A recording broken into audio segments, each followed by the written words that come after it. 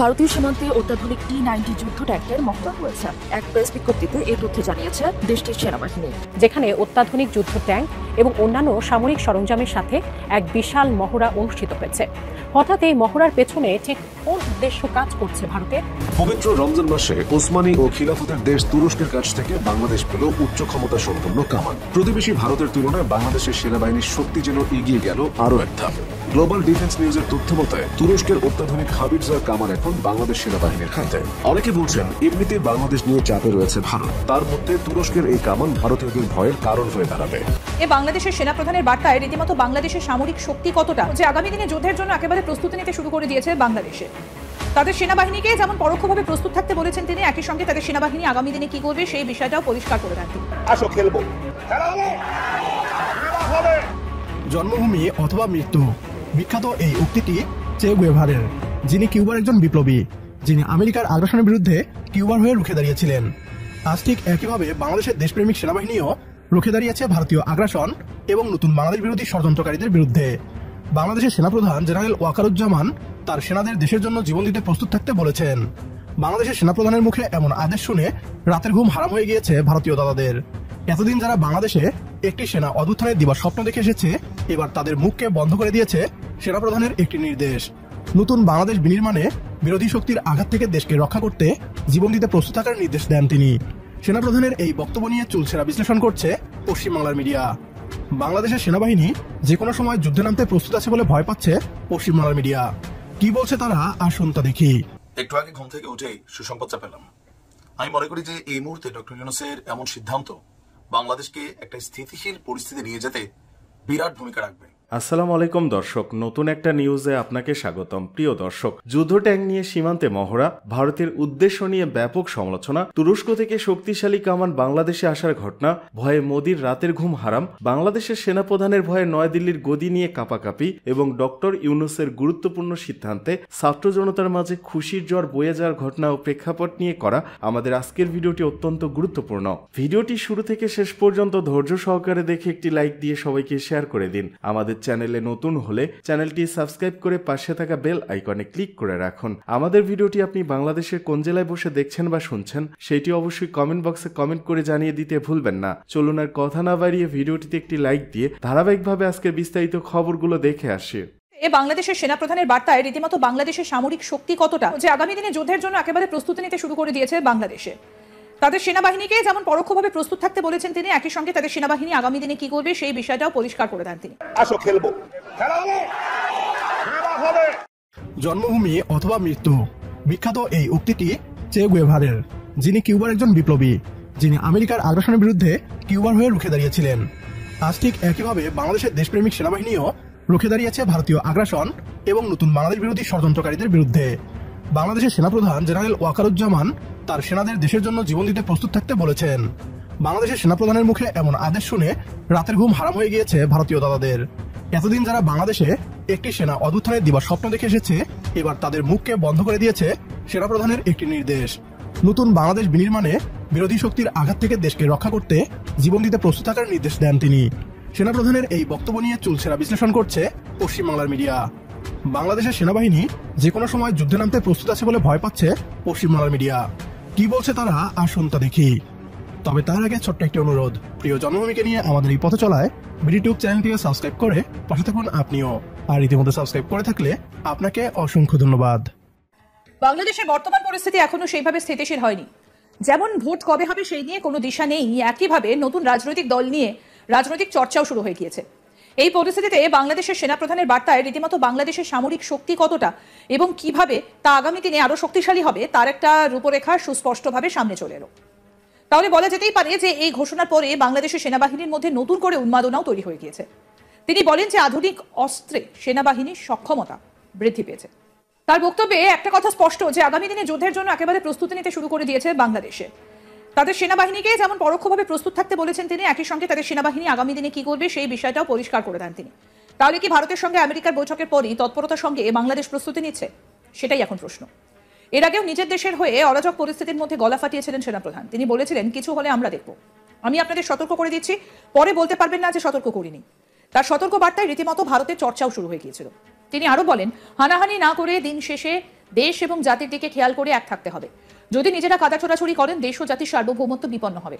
দেশের ভয়ঙ্কর পরিস্থিতি দেখে দেশবাসীকে সতর্ক করলেন বাংলাদেশ সেনাপ্রধান।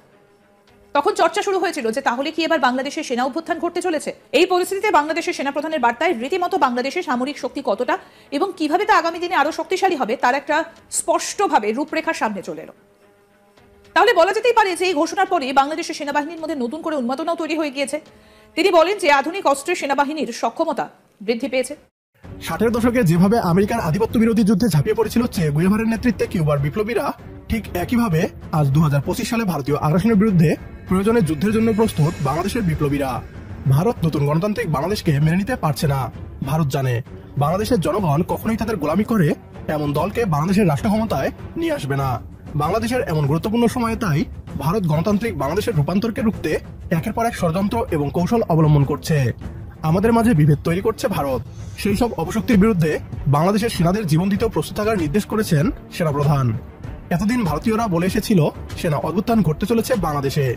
এখন দেখা যাচ্ছে বাংলাদেশ সেনাবাহিনী ভারতীয় ষড়যন্ত্রের বিরুদ্ধে যুদ্ধের প্রস্তুতি নেওয়ার ঘোষণা দিচ্ছে। ভারতীয়দের স্বপ্ন মাঠেই মারা গিয়েছে। আজকের ভিডিও এ পর্যন্তই। ভিডিও সম্পর্কে আপনার গুরুত্বপূর্ণ মতামত কমেন্ট বক্সে জানিয়ে দিন আমাদের। সেই সাথে ভিডিও শেয়ার করে দেখার সুযোগ করে দিন আপনার বন্ধুদের। পবিত্র রমজান মাসে ওসমানী ও খিলাফতের দেশ তুরস্কের কাছ থেকে বাংলাদেশ পেল উচ্চ ক্ষমতা সম্পন্ন কামান। প্রতিবেশী ভারতের তুলনায় বাংলাদেশের সেনাবাহিনীর শক্তি যেন এগিয়ে গেল আরো এক ধাপ। গ্লোবাল ডিফেন্স নিউজের তথ্য মতে তুরস্কের অত্যাধুনিক হাবিবজার কামান এখন বাংলাদেশ সেনাবাহিনীর হাতে। অনেকে বলছেন এমনিতেই বাংলাদেশ নিয়ে চাপে রয়েছে ভারত, তার মধ্যে তুরস্কের এই কামান ভারতীয়দের ভয়ের কারণ হয়ে দাঁড়াবে। এই হাবিবজার কামানগুলোর বিশেষত্ব হলো এগুলো হালকা ওজনের এবং আকাশ পথে সহজেই পরিবহনযোগ্য। এগুলোর গোলা নিক্ষেপের পরিসর 17 থেকে 21 কিলোমিটার পর্যন্ত বিস্তৃত, যা যে কোনো যুদ্ধ পরিস্থিতিতে তাৎক্ষণিক প্রতিক্রিয়া নিশ্চিত করতে সক্ষম। মূলত তুরস্কের সামরিক বাহিনীর কমান্ডো ব্রিগেডের সুরক্ষা নিশ্চিত করার জন্য এই হাবিবজার তৈরি করা হয়েছিল, যা এখন বাংলাদেশ সেনাবাহিনীর শক্তিশালী অস্ত্রাগারের অংশ। সামরিক বিশ্লেষকদের মতে এই কামানগুলো আকাশ ও স্থলপথে বেশ কার্যকরী, বিশেষ করে যে দেশগুলোর সাথে প্রতিবেশী দেশের সংকট রয়েছে এবং যাদের সীমান্ত একদম সংলগ্ন, যেমন ভারত বাংলাদেশ, ভারত পাকিস্তান বা ভারত চীন। এমন দেশগুলোতে এই কামানগুলো প্রতিবেশী দেশের জন্য বেশ হুমকি। ডক্টর ইউনূসের ক্ষমতা গ্রহণের পর ফোন করেছেন তুর্কি প্রেসিডেন্ট রিসেপ তাইয়েপ এরদোয়ান। তুরস্ক সফরের আমন্ত্রণের পাশাপাশি দিয়েছিলেন সহায়তার আশ্বাসও। ওসমানী ও খিলাফতের দেশ তুরস্কের প্রতি মুসলিম প্রধান বাংলাদেশের সমর্থন শতাব্দী পুরনো। ঐতিহাসিক, সাংস্কৃতিক ও ধর্মীয় দিক থেকে বাংলাদেশ ও তুরস্ক বহু যুগ ধরে একে অপরের মিত্র। স্বল্প ব্যয়ে বাংলাদেশের সামরিক খাতকে আধুনিক ও শক্তিশালী করার ভরসা হয়ে উঠেছে এরদোয়ানের দেশটি। তুরস্ক থেকে এরই মধ্যে বাংলাদেশ পেয়েছে বাইরাক্তার TB2 ড্রোন ও টাইগার মিসাইলের মতো শক্তিশালী সমরাস্ত্র। বর্তমান বিশ্বে সর্বাধুনিক ও শক্তিশালী ড্রোনের শীর্ষ উৎপাদক তুরস্ক। অটোমান আধিপত্য বিস্তারে মুসলিম প্রধান দেশগুলোর অন্যতম পরাশক্তি দিন দিন নিজেদের সামরিক শক্তি নিয়ে যাচ্ছে ধরাছোঁয়ার বাইরে। ব্যয় সাশ্রয়ী হয় উন্নত দেশগুলোর প্রতিরক্ষায় ভরসা হয়ে উঠেছে আঙ্কারা। 2004 সালে মিলিটারি ট্রেডিং এগ্রিমেন্ট স্বাক্ষরের পর বাংলাদেশও প্রতিরক্ষার জন্য তুরস্কের সামরিক সরঞ্জাম আমদানি করছে। এর মধ্যে রয়েছে কাবলার মিসাইল সিস্টেম, অটোকার কোবরা লাইটার, multi vehicle, medium range guided multiple rocket launcher সহ বিশ্বকাপানো বাইরাক্তার ড্রোন। 105 ও 155 মিলিমিটারের আর্টিলারি শেল উৎপাদনের প্রযুক্তি বাংলাদেশকে হস্তান্তরের নজির স্থাপন করে তুরস্কের প্রতিরক্ষা কোম্পানি। অনেক সামরিক বিশ্লেষক মনে করেন পূর্বে শেখ হাসিনার সময়ে আমাদের ভারত নির্ভরতার কারণে ভারত থেকে বেশি দামের সামরিক সরঞ্জাম কিনতে হতো, কিন্তু বর্তমান সময়ে চীন, পাকিস্তান ও তুরস্কের সাথে ভালো সম্পর্কের কারণে কম দামে আধুনিক সামরিক সরঞ্জাম কেনার সুযোগ কাজে লাগিয়ে বাংলাদেশও ভারতকে দেখিয়ে দিতে পারে। ভারতীয় সেনাবাহিনী ত্রিশক্তি কোর্পস একটি গুরুত্বপূর্ণ সেক্টর, যা মূলত সিকিম ও শিলিগুড়ি করিডোরের সুরক্ষা নিশ্চিত করতে নিয়োজিত। সম্প্রতি এই ত্রিশক্তি কোর্পস সীমান্ত অঞ্চলে তাদের তৎপরতা বৃদ্ধি করেছে, যেখানে অত্যাধুনিক যুদ্ধ ট্যাঙ্ক এবং অন্যান্য সামরিক সরঞ্জামের সাথে এক বিশাল মহড়া অনুষ্ঠিত হয়েছে। হঠাৎ এই মহড়ার পেছনে ঠিক কোন উদ্দেশ্য কাজ করছে ভারতের? বিস্তারিত জানাচ্ছেন ইশতিয়াক হোসেন। সীমান্ত অঞ্চলে সামরিক মহড়া মানেই হচ্ছে যে কোনো দেশের নিরাপত্তা ব্যবস্থাকে আরো শক্তিশালী করা ও সম্ভাব্য নিরাপত্তা হুমকির মোকাবেলায় সবসময় নিজেদের প্রস্তুত রাখা। ফলে খুব স্বাভাবিকভাবেই বলা যায় যে কোনো দেশ যদি মহড়া চালায়, তার মানে ওই দেশটি নিজেদের সামরিক সক্ষমতাকে পরীক্ষা করে নিচ্ছে আগামী যে কোনো সম্ভাব্য যুদ্ধের জন্য। বিশ্বের বিভিন্ন প্রান্তে বিভিন্ন দেশ সামরিক মহড়া চালিয়ে থাকে, তবে এবার সীমান্ত এলাকায় নিজেদের সামরিক শক্তির জানান দিয়েছে বাংলাদেশের প্রতিবেশী দেশ ভারত। যেখানে ভারতীয় সেনাবাহিনীর ত্রিশক্তি কর্পস সিক্কিম ও কৌশলগতভাবে গুরুত্বপূর্ণ শিলিগুড়ি করিডোরের সুরক্ষা নিশ্চিত করে থাকে, তারাই এক মাসব্যাপী লাইভ ফায়ার মহড়া সফলভাবে পরিচালনা করেছে। আর অবাক করার বিষয়টি হচ্ছে, এই মহড়ায় অত্যাধুনিক T-90 ট্যাঙ্ক সহ বিভিন্ন সামরিক সরঞ্জাম ব্যবহার করা হয়েছে বলে জানা যায় ভারতীয় গণমাধ্যম দ্য ইকোনমিক টাইমসের একটি প্রতিবেদন থেকে। প্রতিবেদনটি থেকে আরও জানা যায়, এই মহড়ার উদ্দেশ্য ছিল যুদ্ধ প্রস্তুতি বৃদ্ধি করা এবং বিভিন্ন অপারেশনাল পরিস্থিতিতে আর্মড যুদ্ধ কৌশলগুলো যাচাই করা। এছাড়া এই মহড়ায় পাহাড়ি এলাকায় যুদ্ধের সক্ষমতা যাচাই করার পাশাপাশি আধুনিক যুদ্ধক্ষেত্রে চ্যালেঞ্জ মোকাবেলায় উন্নত প্রযুক্তি একীভূত করার উপরও গুরুত্ব দেওয়া হয়েছে। এদিকে T-90 ট্যাঙ্ক হচ্ছে ভারতীয় সেনাবাহিনীর সবচেয়ে আধুনিক ও মূল যুদ্ধ ট্যাঙ্ক। এটিতে রয়েছে উন্নত ফায়ার কন্ট্রোল সিস্টেম, গতিশীলতা এবং অকল্পনীয় সুরক্ষা ব্যবস্থা। এছাড়া T-90 ট্যাঙ্কের একটি গুরুত্বপূর্ণ বৈশিষ্ট্য হল এটি anti tank guided missile fire করতে সক্ষম, যা অত্যন্ত নির্ভুলভাবে শত্রু বাহিনীর ট্যাঙ্ক বা আর্মড লক্ষ্যবস্তুর উপর দীর্ঘ দূরত্ব থেকেও আঘাত করতে পারে। এছাড়া T-90 ট্যাঙ্ক রাতের যুদ্ধে অনেক বেশি কার্যকরী, কারণ এটিতে রয়েছে থার্মাল ইমেজিং সাইট ও উন্নত সেন্সর। এসব প্রযুক্তি এই ট্যাঙ্কে সব ধরনের আবহাওয়া এবং যে কোনো সময় যুদ্ধ করতে প্রস্তুত রাখে। তবে ভারতীয় সেনাবাহিনীর সাম্প্রতিক এই মহড়া বাংলাদেশের জন্য কিছুটা চিন্তার কারণ হতে পারে, কিন্তু এটি সরাসরি বাংলাদেশের জন্য কোনো বিপদ সৃষ্টি করবে না বলেই ধারণা করা হচ্ছে। তাই এটিকে বাংলাদেশের প্রতি ভারতের সরাসরি কোনো আক্রমণাত্মক পদক্ষেপ হিসেবে দেখা এখনই উচিত হবে না বলেই ধারণা অনেকের। একটু আগে ঘুম থেকে উঠেই সুসংবাদটা পেলাম। আমি মনে করি যে এই মুহূর্তে ডক্টর ইউনূসের এমন সিদ্ধান্ত বাংলাদেশকে একটা স্থিতিশীল পরিস্থিতি নিয়ে যেতে বিরাট ভূমিকা রাখবে। আর এতে অনেকটা হতাশ হয়েছে শতভাগ আমরা বিশ্বাস করি ছাত্রদের যে নতুন দলটি জাতীয় নাগরিক শক্তি, ইভেন আরো যারা আছেন এই জাতীয় নাগরিক শক্তিকে লাড়াচাড়া কইরা ভবিষ্যতে নিজেদের আখের গোছাইতে যাচ্ছেন তাদের জন্য। তবে এতে আমার মনে হয় বাংলাদেশের ম্যাক্সিমাম মানুষ যারা আছেন তারা খুশি হয়েছেন। আর বিএনপির তো একদম রমজান মাসে মোটামুটি অ্যাডভান্স ঈদ মোবারক টাইপের একটা অবস্থা। গেল 3 দিন আগে প্রধান উপদেষ্টার যে প্রেস সচিব আছেন বা প্রেস উইঙ্গের যিনি কথা বলেন শফিক, তো শফিক বলছিলেন যে নির্বাচনটা এই বছর যদি না হয় তাহলে আগামী বছর মার্চে হবে। এর মাঝখানে আমরা দেখলাম সেনা প্রধানের একটা মানে কি বলো যে এরকম দৃষ্টিভঙ্গি বা বডি অ্যাটিটিউড আমরা কখনো দেখে নাই। তিনি এরকম বলছিলেন একদম একটা ভাবটাপ নিয়ে। যাই হোক, তিনি বলছেন যে নির্বাচন দ্রুত হওয়া উচিত, ডিসেম্বরের মধ্যেই, যত দ্রুত সম্ভব গণতান্ত্রিক সরকারের হাতে রাষ্ট্র ক্ষমতা দিয়ে দেওয়া উচিত, কারণ পরে কোনো কিছু ঘটলে সেনাপ্রধানকে বলা যাবে না যে তিনি কাউকে সতর্ক করেন নাই। তো নানান চাপ বিএনপি বলছিল যে মার্চ থেকে তারা হয়তো রাজপথে নামবে যদি নির্বাচন নিয়ে কোন ধরনের ষড়যন্ত্র করা হয়। অপরদিকে ইসি শক্ত ভূমিকা ছিল যে স্থানীয় সরকার নির্বাচন আগে করতে চাচ্ছে না। ইসিও নির্বাচন কমিশন তাদের বক্তব্য যে জাতীয় সংসদ নির্বাচন আগে হওয়া উচিত এবং তারাও তাদের সিদ্ধান্তে অনড়। এই সার্কামস্ট্যান্সেস যেটা তৈরি হয়েছে সেই পরিস্থিতিতে আজকে আমাদের ডক্টর ইউনূস তিনি একটা বিশেষ বার্তা দিয়েছেন জাতির উদ্দেশ্যে। আর গতকালকে আপনার রাষ্ট্রীয় অতিথি ভবন যমুনায় ইউরোপীয় ইউনিয়নের যিনি কমিশনার আছেন হাজা লাহবিব তিনি সাক্ষাৎ করেছিলেন প্রধান উপদেষ্টার সাথে। আর সেখানে তিনি দিয়েছেন এই বক্তব্য যে অন্তর্বর্তী সরকার একটি অবাধ এবং সুষ্ঠু নির্বাচন অনুষ্ঠানে প্রতিশ্রুতিবদ্ধ এবং এই বছরের ডিসেম্বরের মধ্যেই ভোট সম্ভবত অনুষ্ঠিত হতে যাচ্ছে। সম্ভবত এই শব্দটা নিয়ে আবার কিছুটা হয়তো ধোঁয়াশা কুয়াশা থাকতেও থেকে যেতে পারে।